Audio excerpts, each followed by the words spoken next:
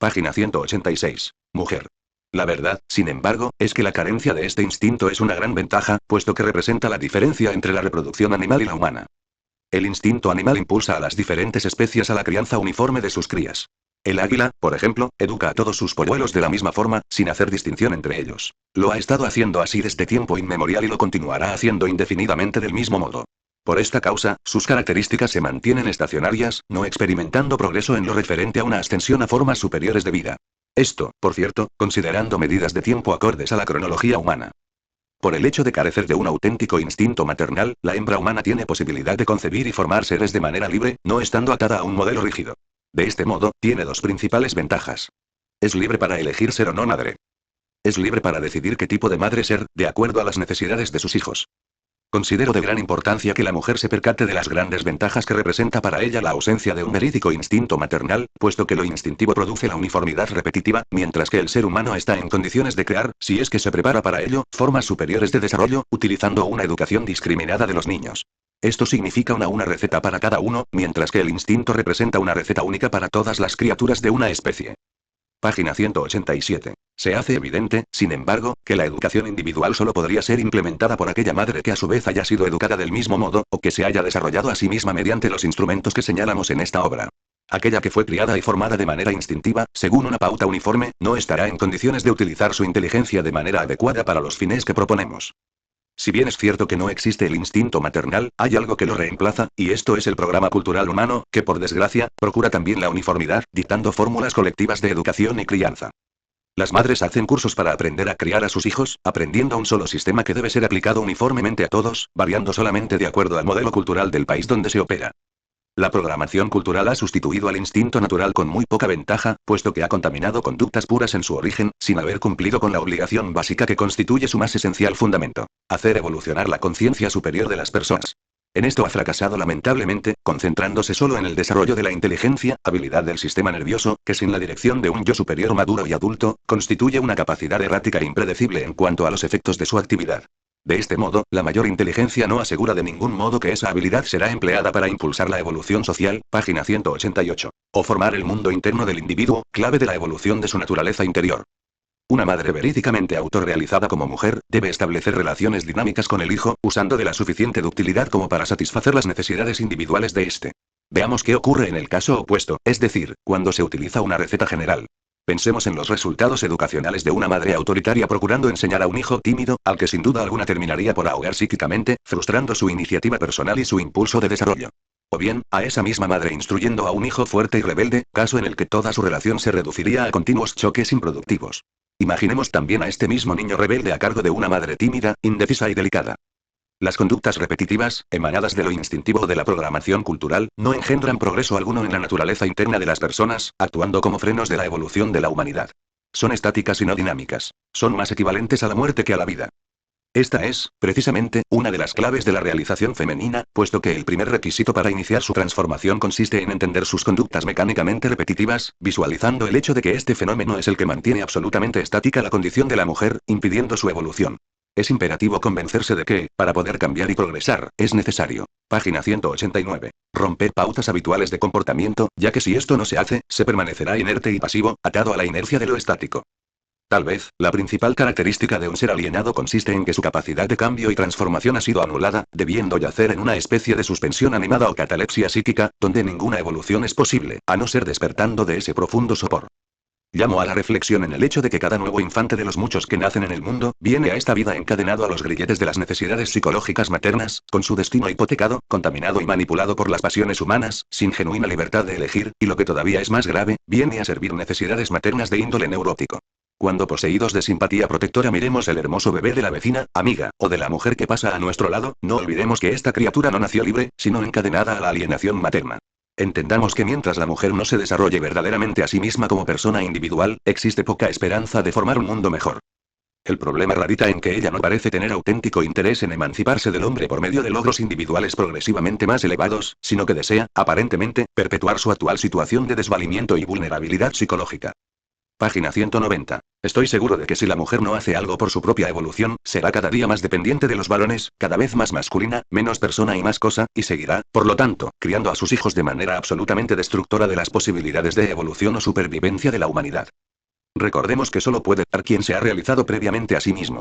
En manos del sexo femenino está la decisión de continuar siendo hembras o convertirse en auténticas mujeres. En este último trance, pueden aspirar a ser las maestras del mundo, posibilidad superior del rol maternal que trasciende lo puramente carnal. Para esto, sin embargo, deben llegar a sublimar primeramente la parte egoísta, salvaje, ávida, irresponsable y criminal de la propia personalidad, puesto que esta es el área primitiva e inconsciente del ser humano. De otro modo, serán absolutamente incapaces de ayudar a sus hijos a sublimar también esta arcaica fuerza. La abrumadora mayoría de las mujeres no dispone de la capacidad ni el conocimiento para ayudar a sus hijos a liberar sus potencialidades individuales para que se realicen de acuerdo a su propio estilo, que debe incluir, por cierto, el interés evolutivo social. Página 191. El equilibrio sexual. Como en muchos otros aspectos, la mujer está sometida a la presión de dos fuerzas contradictorias en lo que se refiere a su satisfacción sexual. Por una parte, se le ha manifestado repetidamente que el sexo es pecaminoso, mientras que simultáneamente experimenta el impulso natural de dar expresión material a su deseo erótico. Como se comprenderá, se la ha puesto entre la espada y la pared, y gran parte de sus trastornos nerviosos o psicosomáticos provienen de la represión de su líbido. Si ejerce su sexualidad de manera parecida a la del varón, es tildada de liviana o pecadora. Si la reprime, se convierte en frustrada y amargada.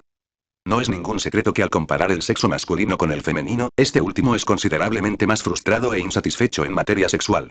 Sabemos que la frigidez femenina constituye un trastorno que afecta a una gran parte de la población, aun cuando existe controversia en cuanto al significado que se le debe dar a esta expresión. Las autoridades en la materia tienen criterios muy diferentes para evaluar los porcentajes de mujeres frígidas, puesto que mientras Kinsey sostiene que solo un 10% son realmente frígidas, otros como Bergley por ejemplo afirman que. Página 192. La frigidez es un problema que afecta al 70-80% de las mujeres. Otros investigadores señalan porcentajes intermedios. Si consideramos la frigidez como la dificultad o imposibilidad de experimentar el orgasmo, resulta evidente que una gran mayoría de mujeres están afectadas por este problema. Si lo analizamos como una imposibilidad de gozar en el acto sexual, es decir, de extraer placer aunque no se llegue al orgasmo, es obvio que el porcentaje disminuye significativamente. No obstante, es muy claro que la mujer no ha logrado encontrar una vía correcta de expresión sexual, que le permita gozar equilibradamente, sin reprimir ni dar rienda suelta a los instintos. Si observamos el comportamiento sexual histórico de la mujer veremos que ha oscilado continuamente entre el libertinaje y el puritanismo, a diferencia del varón, que ha mantenido al respecto una actividad regular que no ha sufrido mayores transformaciones. En este momento, las mujeres se dividen en 4 grupos. A. Las que no gozan en absoluto, siendo completamente reprimidas. B. Las que gozan pero no pueden alcanzar el orgasmo o lo logran ocasionalmente. C. Las que disfrutan de una relación satisfactoria obteniendo regularmente un orgasmo normal. D. Las que buscando la liberación femenina confunden. Página 193. Den está con la libertad sexual indiscriminada, mostrando desenfadadamente que pueden efectuar el coito y llegar al orgasmo con la misma facilidad con que comen un trozo de torta o beben un café. Además, que lo pueden hacer con cualquier varón más o menos bien presentado. No puedo dejar de señalar el hecho de que este último grupo ha llegado al extremo de imitar también el rol genital masculino, puesto que ha anulado aquello que constituye la esencia de la respuesta sexual femenina, que es la intervención de lo emocional, que actúa a través del sistema límbico para provocar la excitación genésica en la mujer. Estimo de especial interés referirme al grupo A, ya que es preciso aclarar que la represión no anula el goce sino que lo pervierte. En efecto, creo que nada ha hecho más daño al sexo femenino que la versión del pecado original, donde se afirma que al efectuar el coito la pareja humana cometió un gran pecado, haciendo algo expresamente prohibido por el Creador, motivo por el que fueron castigados con la expulsión del paraíso y otras penas ampliamente conocidas. Esta historia ha sido difundida exhaustivamente por los canales educativos y moralistas, subsistiendo en la mente de las personas un mensaje básico: el sexo es pecaminoso y sucio. Desafortunadamente, esto ha afectado casi exclusivamente a la mujer, puesto que jamás se ha socializado al hombre para que restrinja su actividad sexual. Además, Eva aparece como la principal culpable del pecado original, ya que el demonio la instigó para que hiciera pecar a Adán. Este fue el motivo, como ya lo hemos comentado, de que la mujer, página 194, fuera considerada en la antigüedad como la manifestación o encarnación del mal. El sexo femenino es socializado restringiendo su sexualidad representándole abierta o encubiertamente que lo sexual es deshonesto e impuro, y que para ser una buena mujer, debe reprimirlo hasta el momento del matrimonio. He aquí otro incentivo neurótico o compulsivo para buscar el matrimonio como una autorización para efectuar el acto sexual sin que constituya un pecado. Infortunadamente, en el inconsciente de una inmensa mayoría de mujeres tiene más fuerza la idea del pecado original que la licencia matrimonial, por lo que aún casadas se encuentran con un freno oculto que les impide gozar adecuadamente. De este modo comprobamos una vez más cómo el moralismo debe ser modificado en lo que atañe al mensaje y su manera de transmitirlo, puesto que de otro modo puede tener efectos absolutamente opuestos a los que pretende conseguir. En efecto, cualquier aficionado a la psicología experimental, o por último, aquellas personas medianamente cultas que hayan leído sobre las experiencias de Pavlov y Skinner, comprenderán que en el caso que estamos estudiando se está produciendo una experiencia de condicionamiento clásico, estableciendo una asociación inconsciente entre sexualidad y pecado, programando a la mujer para que responda sexualmente solo ante las situaciones pecaminosas, anulándola en aquellas estimadas correctas o inofensivas, como es, precisamente, el caso del matrimonio debidamente legalizado. Página 195. Esto no es el primer caso, por lo demás, en que la bala disparada por la pistola de la ciencia sale por la culata en vez del cañón. La historia está repleta de estos penosos ejemplos, cuya explicación debemos buscar en la desmesurada desproporción entre el desarrollo científico y la expansión de la conciencia humana. Podemos entrenar al ser humano para hacerlo progresivamente más inteligente, pero esta capacidad debe estar al servicio de una conciencia superior. En los párrafos anteriores reside la explicación a ciertas conductas femeninas que no podemos comprender de otra manera. Me refiero, por ejemplo, a las mujeres que solo pueden alcanzar el orgasmo con un amante y no con el esposo. La explicación más simple sería la de argumentar que el amante es más considerado, solícito y cariñoso que el marido, pero en el caso que tratamos no suele ser así, sino más bien ocurre a la inversa. Resulta clásico el caso de tantas mujeres que teniendo esposos modelos y sin problemas viriles de ninguna especie, no pueden llegar al orgasmo con ellos, pero no tienen mayor dificultad en lograrlo con un amante desconsiderado o pervertido, con el que mantienen relaciones puramente animales, llegando al paroxismo del placer. La explicación es clara. Amante simboliza lo pecaminoso, y al estar asociado previamente el pecado con lo sexual, representa el único medio posible para dar salida a la fuerza genésica. En este caso, el acondicionamiento asociativo es un vínculo permisivo para dar rienda suelta a lo sexual. Como el esposo no. Página 196. Representa pecado sino virtud, la libido se reprime, frenando su manifestación. También podemos entender así el por qué algunas mujeres solo pueden reaccionar sexualmente con tipos de mala clase, patanes violentos o bestiales que las tratan como objetos desechables, humillándolas y castigándolas. Con frecuencia ocurre, que mientras más animal sea un sujeto, aparece como más pecaminoso, por lo que representa luz verde para la respuesta sexual. ¿Cuántas mujeres se enamoran perdidamente de inmorales, delincuentes, proxenetas, sádicos y sujetos castigadores?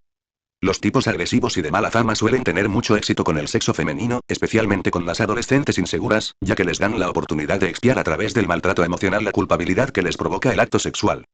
Las diferencias individuales que se producen en cuanto a los elementos desencadenantes de la respuesta erótica, corresponden a lo que cada mujer considere pecaminoso. Si una asocia lo deshonesto con tener relaciones sexuales con hombres casados, será precisamente este hecho el que la hará gozar. Si otra estima que es pecado relacionarse con sujetos que la superen considerablemente en edad, será un hombre mayor el que la haga reaccionar más fácilmente. Debe considerarse, empero, que nos estamos refiriendo al grupo de mujeres más específicamente afectadas por el mecanismo de asociación entre sexualidad y pecado, puesto que el resto de ellas reaccionarán, página 197. Probablemente, de acuerdo a intensidades y pautas diferentes. Aunque me he referido especialmente al grupo A, es evidente que las del grupo C tampoco están libres de este condicionamiento, ya que existen evidencias de que un apreciable porcentaje de ellas necesita recurrir a ensoñaciones masoquistas u obscenas para poder conseguir el orgasmo. Al tratar el sadomasoquismo como una de las conductas inadecuadas de la mujer nos hemos referido a este hecho. Sería muy deseable implementar nuevos sistemas educativos que permitieran la existencia de reglas morales reflexivas y no impositivas, vale decir, que representaran valores no imitativos ni coercitivos, sino elegidos en conciencia por cada individuo humano. Como consecuencia de la represión de la libido, las mujeres suelen ser más vulnerables a las incitaciones eróticas que los hombres. Debido a que desde pequeñas se les enseña a reprimir los impulsos libidinosos, acumulan con el tiempo una carga sensual extraordinariamente potente, que a semejanza de una bomba de tiempo, se vuelve muy sensible al detonante adecuado. En los países donde hacen espectáculos de striptease masculino, las mujeres demuestran ser considerablemente más audaces y desinhibidas que los varones en situación equivalente. La mayor avidez sexual de la hembra se evidencia en los vehementes chismorreos que se originan en torno a los episodios galantes ocurridos entre quienes pertenecen a un grupo unido por el trabajo u otros intereses.